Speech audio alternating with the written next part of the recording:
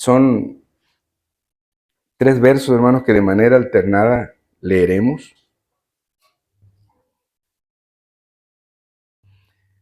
Dice la palabra del Señor, hermanos, de esta manera. Y Él es antes de todas las cosas, y todas las cosas en Él subsisten. Y Él es la cabeza del cuerpo, que es la iglesia, Él que es el principio, el primogénito de entre los muertos, para que todo tenga la preeminencia. Por cuanto agradó al Padre que en Él habitase toda plenitud. Sí, oramos, hermanos. Padre eterno, te damos muchas gracias, Señor, porque nos das la oportunidad de atender a tu palabra, porque nos das la oportunidad de estar en tu casa para contemplar tu hermosura. Señor, nos vemos bendecidos porque es mejor estar en tus atrios un día que 1000 fuera de ellos. Padre, igual decía el salmista, como tu palabra nos enseña de que cuánto se deleitaba el salmista en oír que aquellos decían: a la casa de Jehová iremos. Padre, bendice a esta tu iglesia. Prospera tu obra y que, Señor, en el corazón de cada uno de tus hijos tu palabra sea enraizada de tal manera que no haya una oportunidad para dejar de practicarla. Ayúdanos a vivir de tal manera que traigamos a nuestro corazón sabiduría.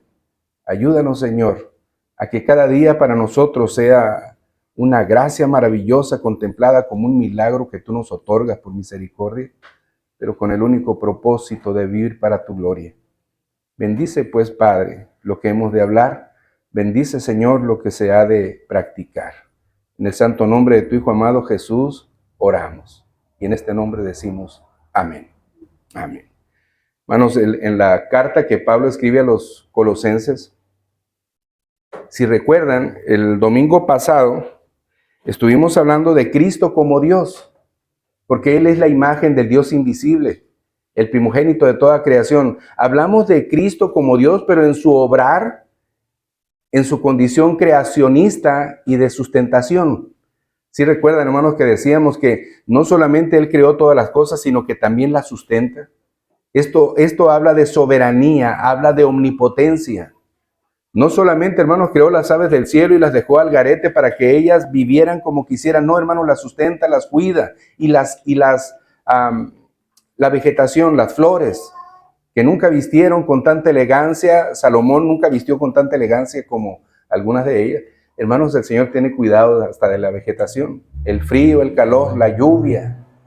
Tiene cuidado también entonces de su creación y la sustenta.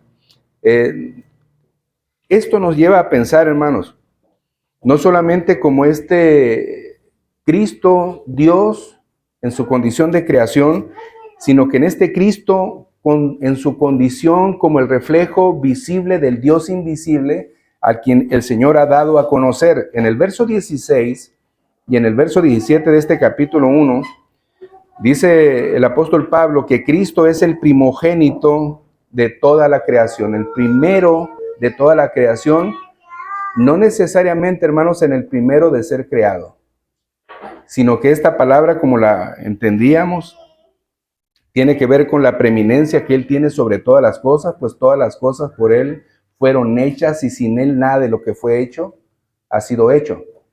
Y esto, hermanos, de preeminencia, de exaltación, de título, aplica al Señor Jesucristo. Gracias a Dios porque tenemos esta palabra de Él, hermanos, de nuestro Señor, en la que se habla de esto y en la que ahora, del verso 18 al verso 19, Pablo nos presentará a Cristo como Dios, pero ¿en qué sentido, hermanos? En que Cristo es la cabeza del cuerpo que es la iglesia.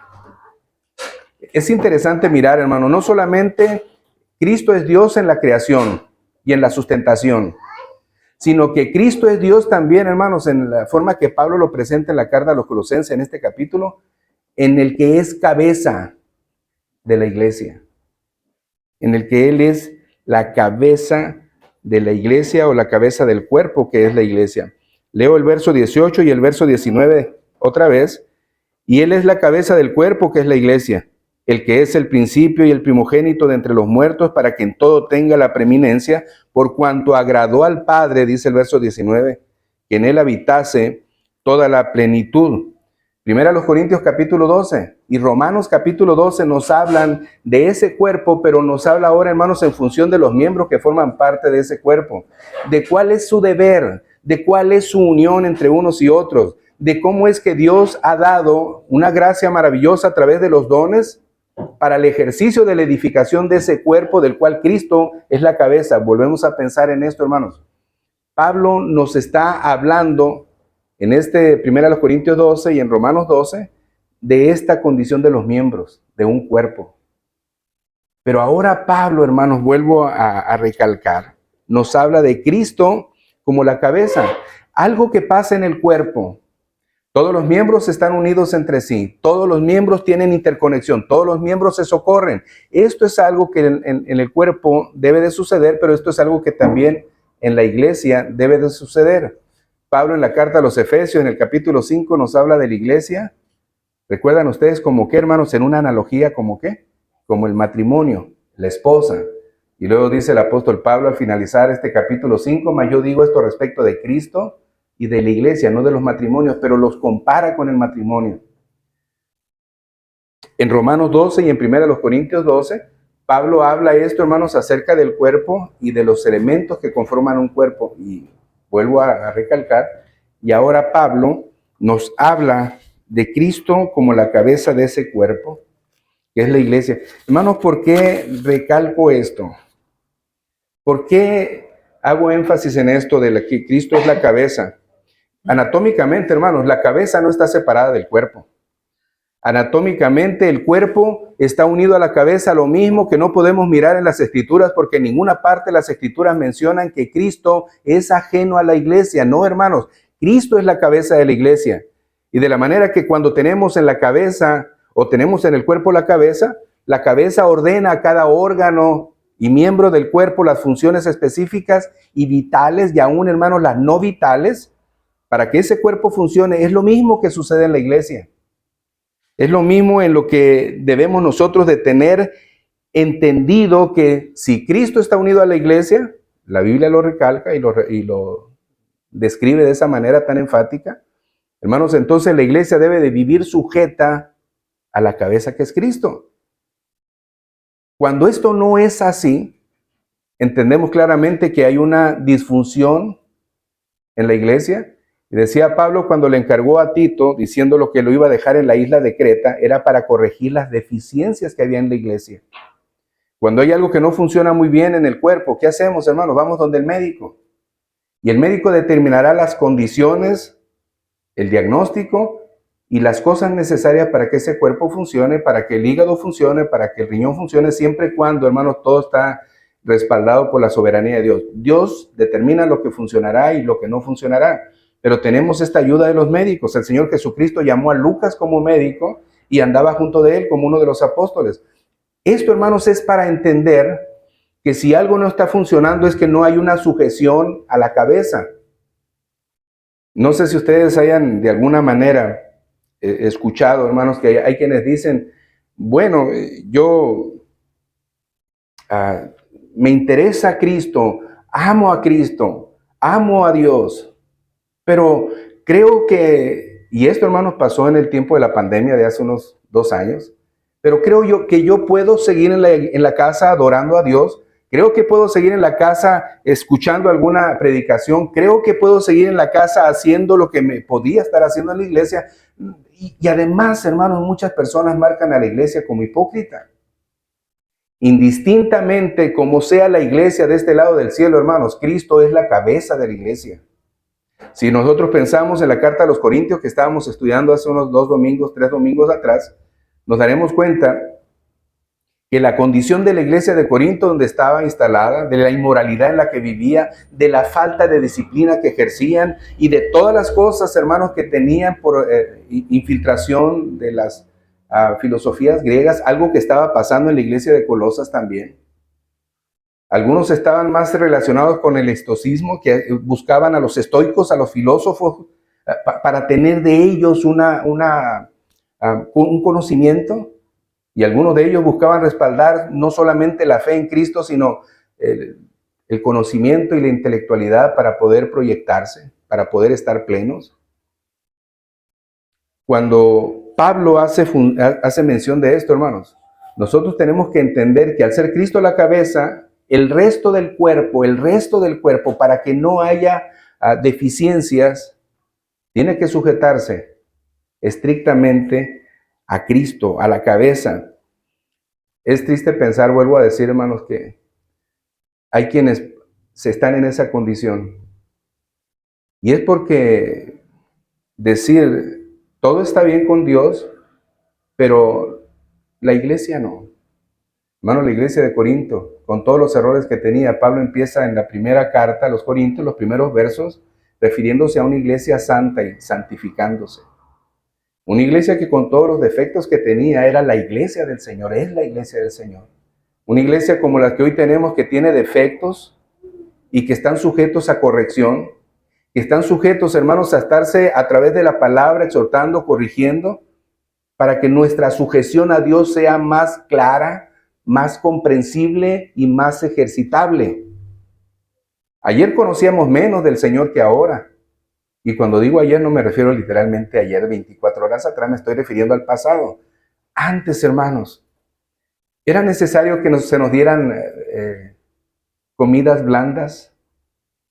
Ahora ya podemos digerir un poquito más las carnes o la comida sólida, porque ha pasado un tiempo y Dios por su gracia nos ha ido permitiendo crecer en el conocimiento. Hermanos, no hemos dejado de ser iglesia de Dios, o no han dejado de ser algunas iglesias de Dios, porque al principio no entendían algunas cosas que ahora se pueden entender.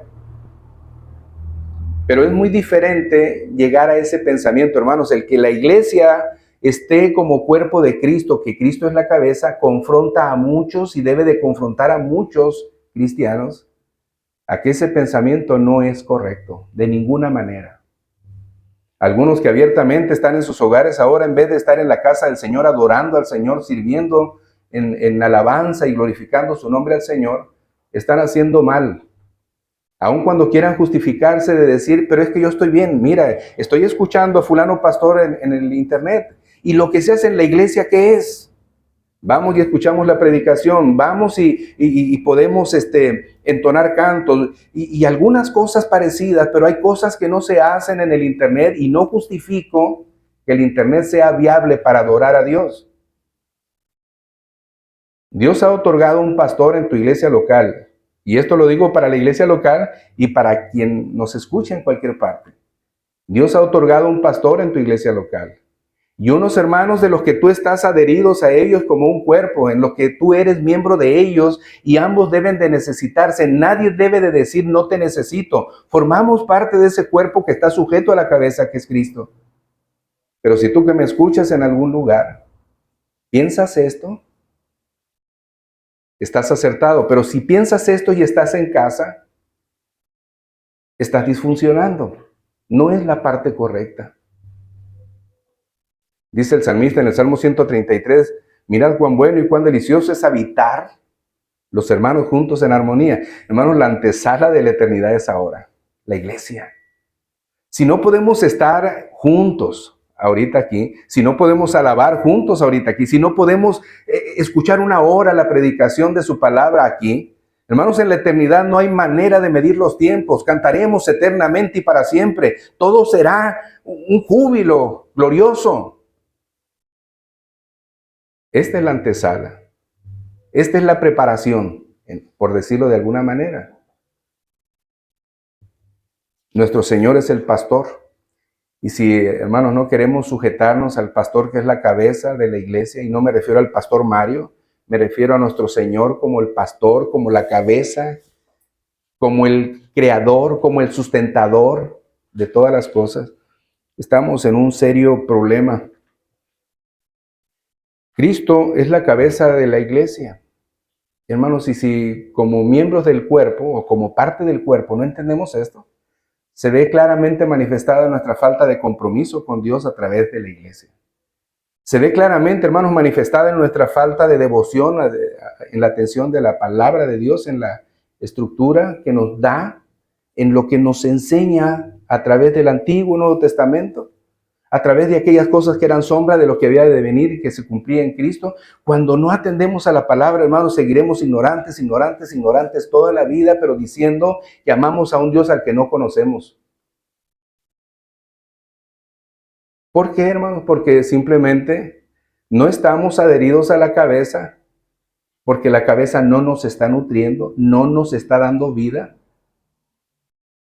¿Por qué, hermanos? Porque puede ser que estamos equivocados creyendo que somos lo que no somos cuando formamos parte del cuerpo.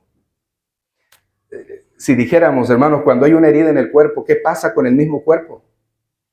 ¿Se deja la herida y a ver qué pasa?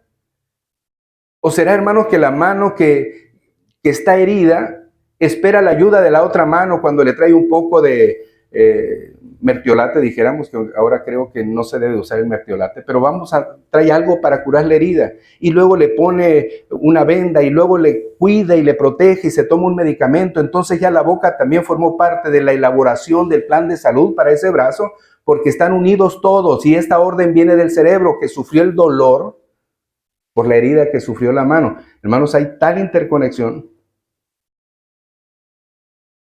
que el cuerpo se regenera, se ayuda.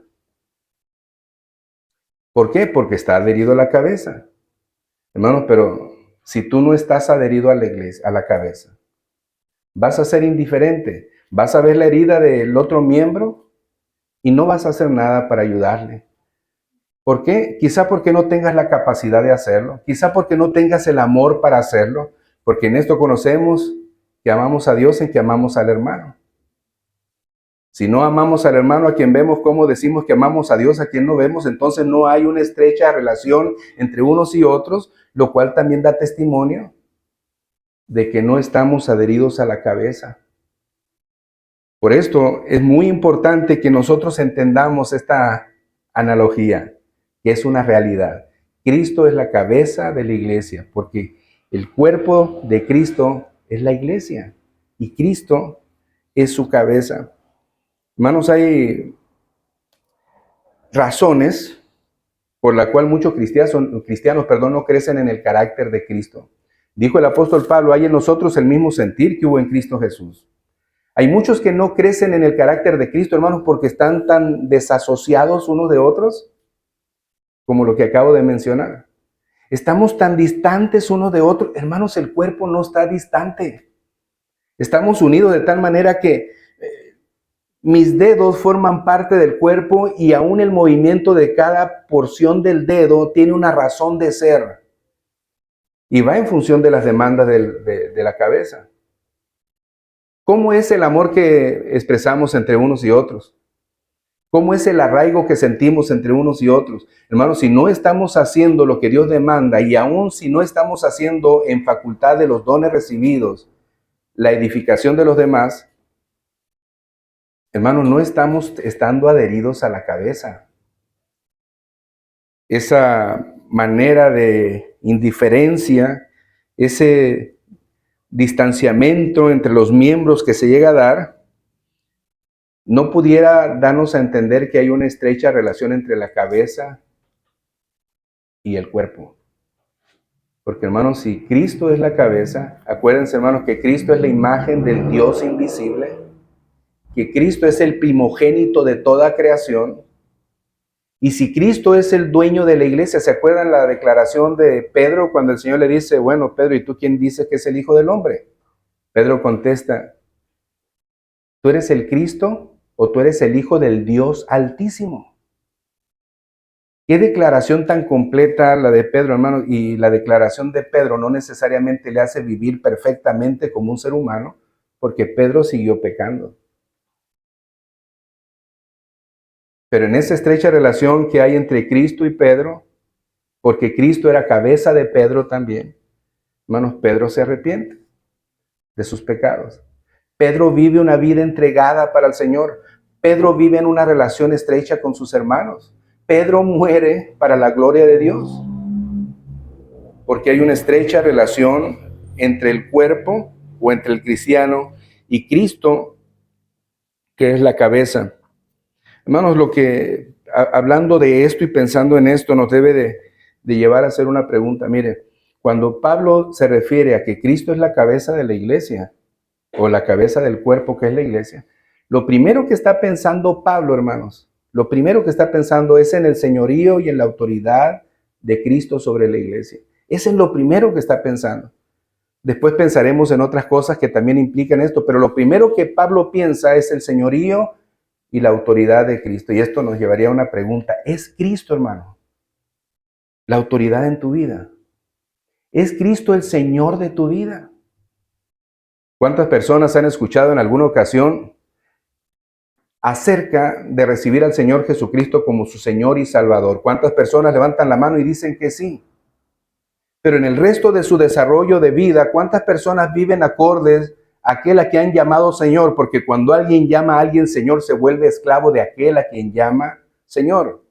¿Acaso un esclavo podrá hacer lo que le da la gana o el esclavo estará sujeto a lo que su amo dice? Pablo se llamó más de una vez siervo de Jesucristo, o doulos de Cristo, esclavo de Cristo, siervo de Cristo. Lo primero que Pablo está pensando, hermanos, cuando habla de que Cristo es la cabeza de la iglesia, es que cada uno de los miembros están sujetos a esa cabeza. No van a actuar de manera separada a la cabeza, los que están unidos a la cabeza.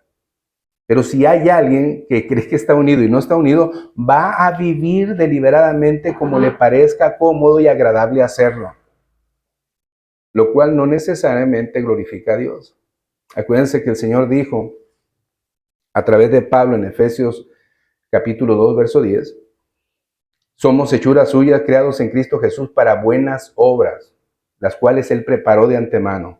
Él, como la cabeza de la iglesia, preparó las buenas obras para que cada uno de sus hijos que forman parte del cuerpo de Cristo anden en esas buenas obras. No las buenas obras que el hombre llame buenas obras, porque el hombre puede llamar buenas obras a muchas cosas.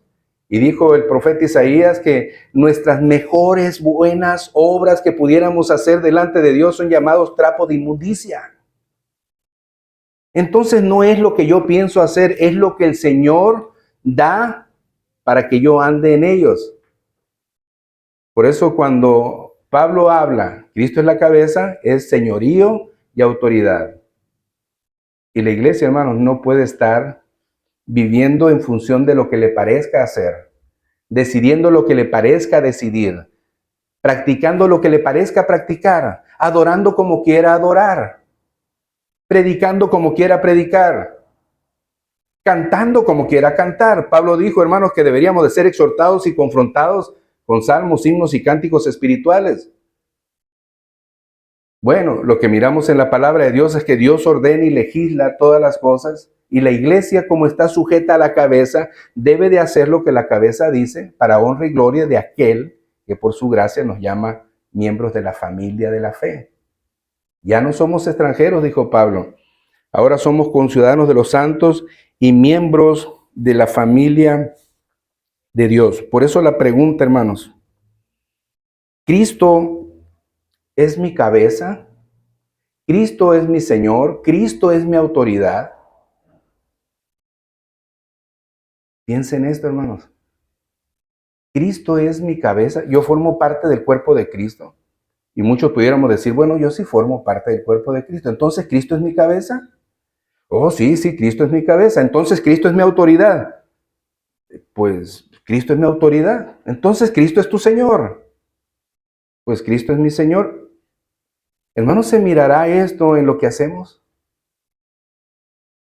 Y volvería a decir, hermanos, si alguien está en la comodidad de su casa, pensando que así está agradando al Señor en el día del Señor, y tiene la posibilidad de estar en el templo, y tiene la posibilidad de estar escuchando a su pastor en la iglesia local, y no es por desmerecer a otros pastores que en el internet estén predicando, no, hermanos.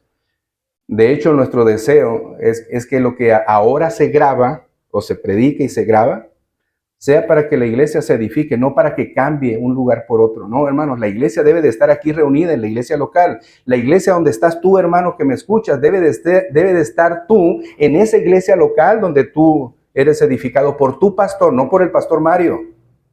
Y no porque lo que yo esté predicando no sea bíblico, no. Tú tienes un pastor, tú debes de estar en esa iglesia local. Y tú debes de servir en esa iglesia local con los miembros que Dios te ha dado, porque ni siquiera el hermano que está junto tuyo fue elegido por ti para que estuviera ahí, para que tú le amaras y le sirvieras. No, hermano, quien lo puso ahí fue el Señor. Y quizá puedas decir, pero es que no me cae tan bien Pancho. Estoy pensando lo bueno que aquí no hay ningún Pancho. El hermano Pancho no me gusta, no me cae bien. Pero ¿sabes que a este hermano Dios lo colocó junto tuyo para que lo ames?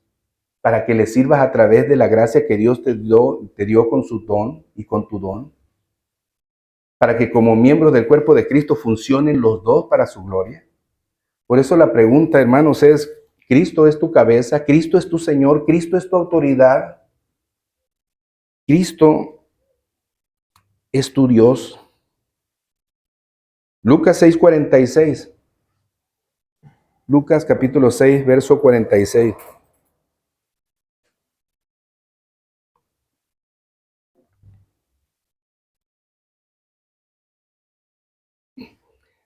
Pensando en lo que estoy diciendo, hermanos, dice el Señor, ¿y por qué me llamáis Señor, Señor, y no hacéis lo que yo digo? Si tú estás diciendo que Cristo es mi cabeza, que Cristo es mi Señor, que Cristo es mi autoridad, si tú estás diciendo esto, piensa en lo que el Señor dice, ¿por qué me llamáis Señor, Señor? Y no hacéis lo que yo digo. ¿Qué es lo que nos ha dicho el Señor? ¿Y por qué no lo hacemos? Si me amas, dice el Señor, guarda mis mandamientos. Entonces, si tú me amas, es que yo soy tu Señor, es que yo soy tu cabeza, es que yo soy tu autoridad. Y lo manifiestas guardando mis mandamientos. Lo opuesto, en un sentido, estaría indicándome a mí una indiferencia que me desliga de la autoridad de la cabeza. ¿Hago lo que quiero? ¿Pienso como quiero? No se trata de eso, hermano. Se trata de estar sujetos al que nosotros pone ese querer como ese hacer por su buena voluntad. ¿Cómo debemos de actuar? Nosotros, hermanos, como iglesia, y cada uno de los cristianos a lo largo del mundo y a lo ancho del mundo, deberíamos de no olvidar que la iglesia no pertenece a un grupo de personas ni al pastor mismo. La iglesia, hermanos, no le pertenece a nadie en particular, sino que, hermanos, la iglesia le pertenece al Señor, el cual ejerce señorío y soberanía sobre ella, autoridad sobre ella, determinación sobre ella, y como sea que la iglesia sea en sus defectos, porque vuelvo a decir de este lado del cielo, hermanos, no hay iglesias perfectas. Él sigue siendo la cabeza de la iglesia. Llamará a cuentas, disciplinará, ha dado los medios para el ejercicio de la disciplina. Bueno, lo hace porque quiere seguir manteniéndose o manteniendo una iglesia saludable para él. Pero él sigue siendo cabeza de la iglesia. En el verso 18 de la carta a Colosenses capítulo 1, en la segunda parte, ya no solamente dice, y él es la cabeza del cuerpo, que es la iglesia, sino que dice, el que es el principio, el primogénito de entre los muertos. Podemos entender, Cristo es la cabeza, ok, quedó comprendido. Mi sujeción se debe a Él, quedó comprendido. No debo de actuar yo por mi propia voluntad, no, hermanos, debemos estar sujetos a la determinación y a los mandamientos del Señor. Queda comprendido, pero luego dice, hermanos, la palabra del Señor, que Él es el principio. Esa iglesia que es del Señor Jesucristo, hermanos, debe de entender que es el principio, que es el primogénito de entre los muertos. Y alguien pudiera pensar, ¿a qué se refiere con esto, hermanos, de primogénito entre los muertos? ¿Se refiere acaso que fue el primero en morir? No. En la historia miramos que el primero en morir fue Abel. Y recordamos la razón o lo que dice la palabra. Génesis 4:8 dice la palabra, y dijo Caín a su hermano Abel, salgamos al campo, y aconteció que estando ellos en el campo, Caín se levantó contra su hermano Abel y lo mató. Entonces Cristo no fue el primero en morir.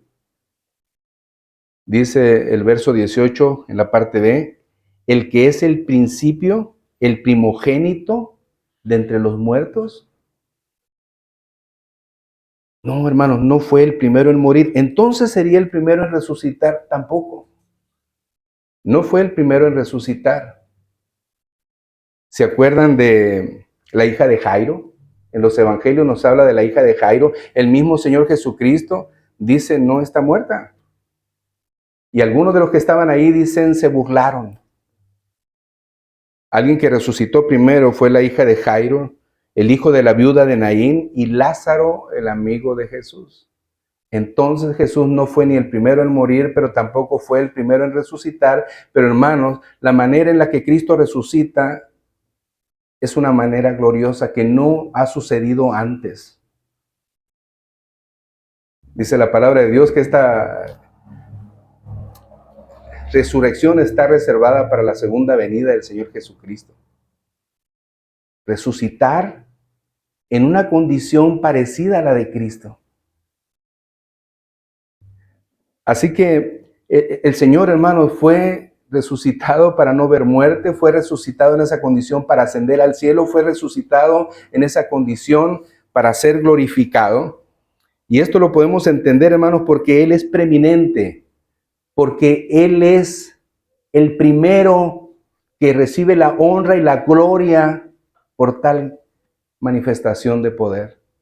Él tiene soberanía, tiene autoridad sobre la muerte. Todo esto está claro al referirnos a la palabra primogenitura, supremacía, autoridad, titularidad. No es el primero en nacer ni el primero en ser creado. Esto otro es lo que se refiere a primogenitura.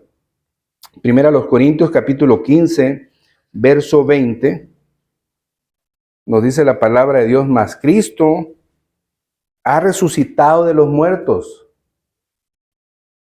Decía el apóstol Pablo, bueno, si Cristo no hubiera resucitado, vana sería nuestra fe. Pero más ahora Cristo ha resucitado, dice Pablo, de entre los muertos.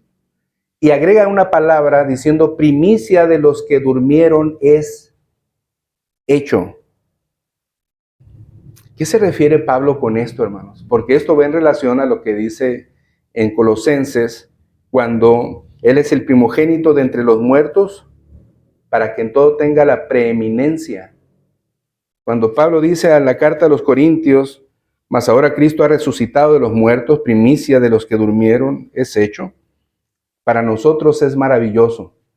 Las primicias eran aquella primera parte de la cosecha que se recogía. Y hermanos, cuando la primera parte de la cosecha que se recogía era buena, entonces lo que restaba de la cosecha era bueno. Veámoslo de esta manera y es maravilloso para nosotros porque esta decadencia en la que vivimos pasará. Hermanos, si Cristo es la primicia en la resurrección, quiere decir, hermanos, que Él ha sido bueno en la resurrección, entonces todos los que seguimos después seremos resucitados de la misma manera que Él fue resucitado para recibir un cuerpo glorificado. Dice Pablo en esta misma carta a los Corintios, en el capítulo 15. Porque esto corruptible, no puede heredar incorrupción. Esta condición en la que tenemos no podemos entrar al reino de los cielos. Por eso, hermanos, nuestro cuerpo será glorificado porque Cristo es la primicia de los que durmieron, la primicia de los que resucitaron, en ese sentido glorioso. Y hermanos, esto para nosotros en su segunda venida, será una realidad. Será una realidad. Y creemos, hermanos, por fe, que esto es una realidad. Así que Pablo en el mismo verso 18, pero ahora en la parte C, continúa diciendo, no solamente que Cristo es la cabeza del cuerpo, que es la iglesia, el que es el principio y el primogénito de entre los muertos, dice, hermanos, que Cristo, o para esto es que tenga en todo la preeminencia. La cabeza del cuerpo, que es la iglesia, el que es el principio que es el principio, el primogénito de entre los muertos. Todo esto, hermanos, para que Cristo es la cabeza de la iglesia. Cristo, dice Pablo, es el principio y el primogénito de entre los muertos. ¿Para qué? ¿Para qué? Dice el verso 18, para que en todo tenga la preeminencia, en todo. Cristo es la imagen visible del Dios invisible. Cristo es creador. Cristo es sustentador. Entonces, hermanos, al ser el primogénito de la creación, Él tiene la preeminencia. tiene la supremacía, tiene, hermanos, la titularidad de la creación, tiene la soberanía y el sostenimiento de la creación. Antes que la misma creación fuera hecha, hermanos, Él ya era. En el principio, dice Juan el apóstol, era el verbo y el verbo era con Dios y el verbo era Dios. Y podemos mirar muchos textos que nos hablan de la preexistencia o de la eternidad de Cristo, en el sentido de que podemos decir, bueno, Él es eterno. Y una persona, ¿cómo decir? Y en la condición del Señor Jesucristo no puede ser el primero en ser creado, porque hermanos, Él es eterno. Él es el creador. Y Él es el sustentador. Y Él es el que cuida todas las cosas. Él es antes de todas las cosas. Ahora, cuando dice Pablo, para que en todo tenga la preeminencia. Así que en la creación tiene la preeminencia, en la iglesia tiene la preeminencia, en todo tiene la preeminencia, la supremacía en todo. Dice el apóstol Pablo, hermanos, en cuanto a la preeminencia, Juan capítulo 14, perdón, el apóstol Juan capítulo 14, verso 7, el evangelista Juan, le dice a los discípulos,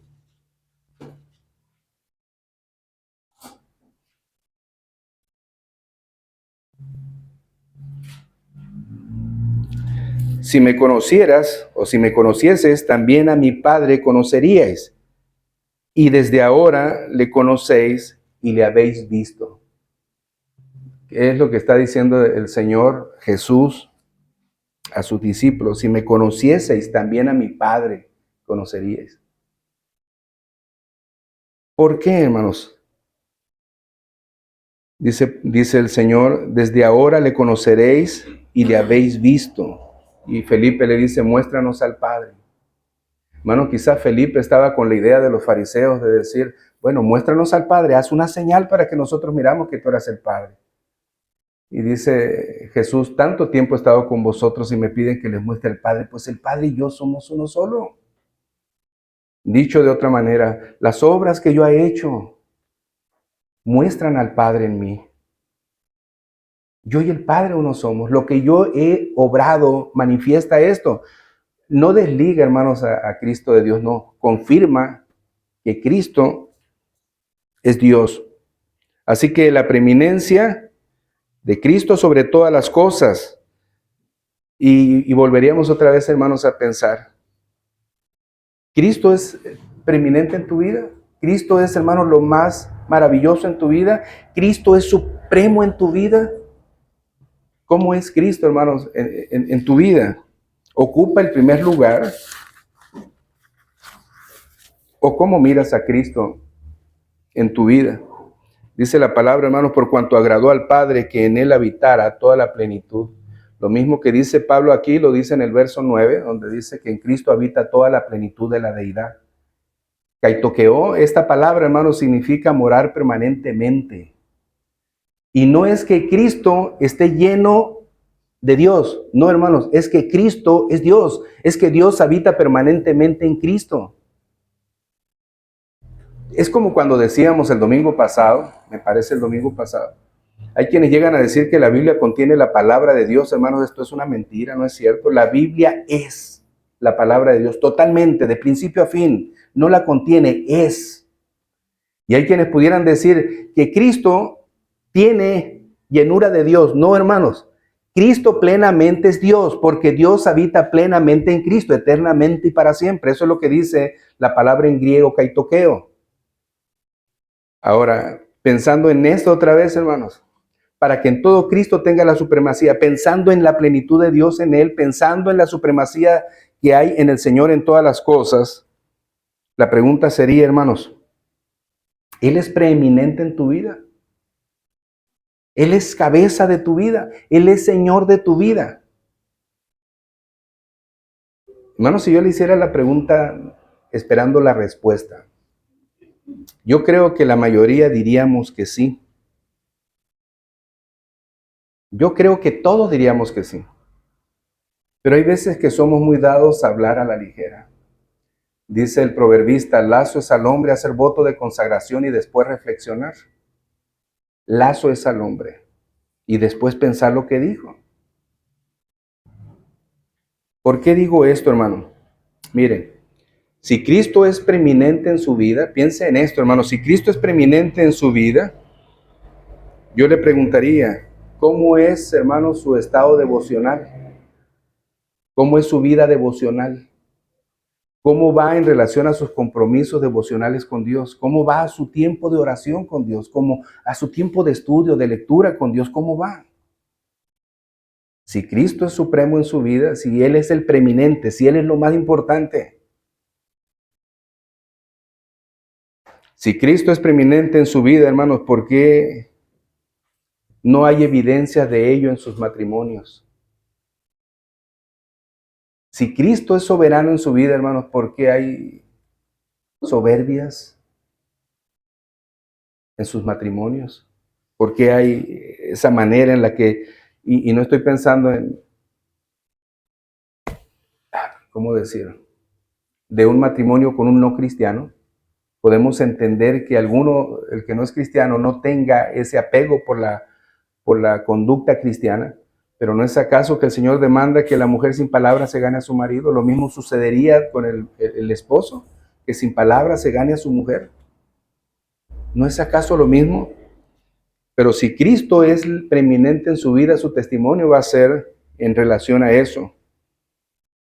Hermanos, si Cristo es preeminente en su vida, entonces ¿por qué no está comprometido con la iglesia local? ¿O por qué no se compromete con la iglesia local? Si Cristo es preeminente en su vida, ¿por qué no comparte el evangelio con los demás? Lo que usted conoce de esta gracia recibida, ¿por qué no la comparte con los demás? Si Cristo es preeminente en su vida, ¿por qué está en su hogar en vez de estar en la casa del Señor? Si Cristo es preeminente en su vida,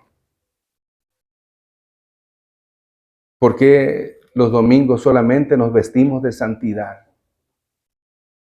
Si Cristo es preeminente en tu vida, ¿por qué no te has agregado a la membresía de la iglesia local? ¿Por qué no te has bautizado, dijera de otra manera? Si lo más importante es Cristo, hermanos. ¿Por qué ponemos otras cosas en su lugar? Y dejamos a Cristo en segundo plano. Hermanos, si Cristo es preeminente en tu vida, terminaría diciendo, vive entonces para su gloria. Si es. Si no es preeminente en tu vida, vive como hasta ahorita has vivido, haciendo lo que te plazca. Pero si es preeminente, que tu vivir sea Cristo. Y cuando llegue el tiempo de partir de este mundo, tú lo mires gloriosamente como ganancia y no como pérdida. Nos ponemos en pie, hermanos, por favor.